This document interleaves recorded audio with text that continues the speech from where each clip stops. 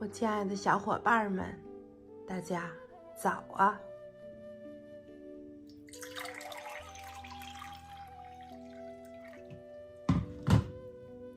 先喝一杯水。现在才开始准备早饭。今天早上起来，花生酱、面包片、小柿子、黑咖啡。首先把这个面包片加热，剩下这半个啊。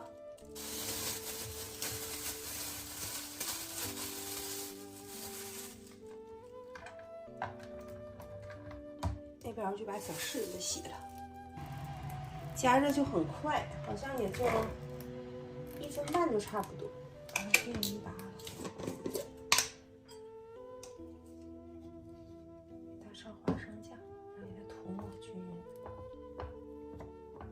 可爱这么吃。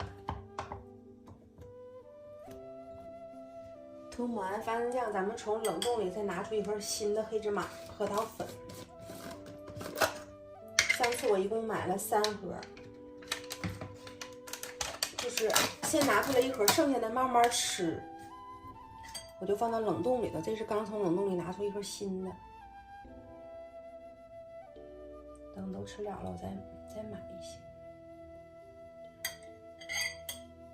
可以了，小柿子也洗好了，把它们端进房间。这边再来杯咖啡。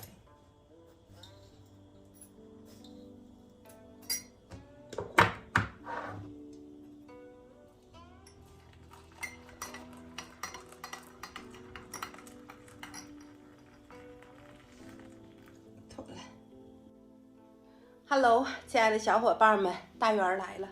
看着镜头中的自己状态明显的比昨天好了很多了。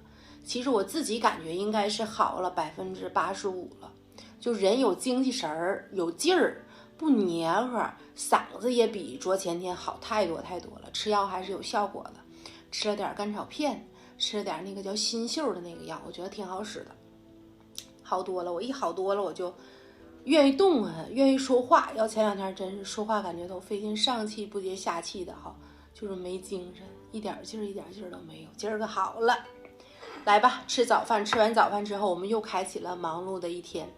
今天我的计划是什么呢？去咱农家院那边想把那个屋里头一些细节的东西再弄弄，买的那些装饰的东西往上摆一摆，桌子、床不能叫床，炕擦干净的，就是一些细节的东西忙活，估计得整一天。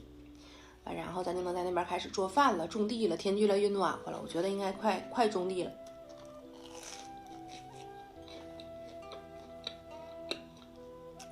我吃不够。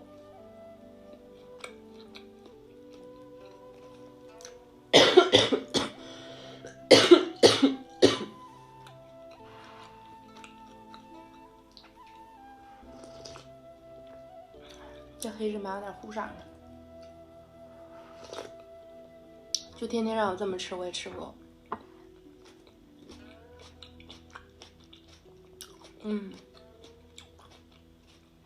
昨天买这4个好吃，10块钱一斤，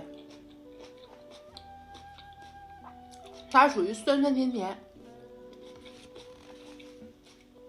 前2天给农家院买的缝纫机，我还没整明白。今儿我去了，我研究研究，扎一个桌布，然后做一个窗帘。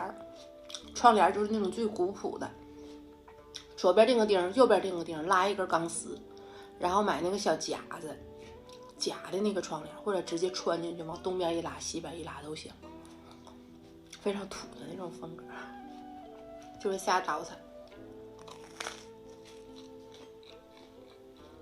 以后想吃啥菜，咱就那大铁锅做，铁锅做菜好吃。俺家这火不给力，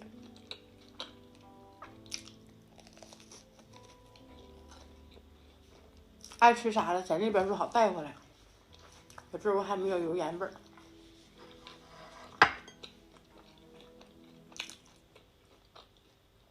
还有这是不装病，难受的时候特别难受，好受的时候啥事都没有了。昨天晚上厨房焖了一锅饭，我决定最后把电饭锅都拿过去，把小保鲜膜一团一团给它包上，冰箱冷冻保存，这些饭估计就够我吃到入住新房来了。我不咋吃米饭。没啥想说的，就是想告诉大家，我已经好的差不多了，状态也很好，慢慢把它吃了啊。镜头一转，早餐都吃完了，然后咱刷碗，收拾厨房。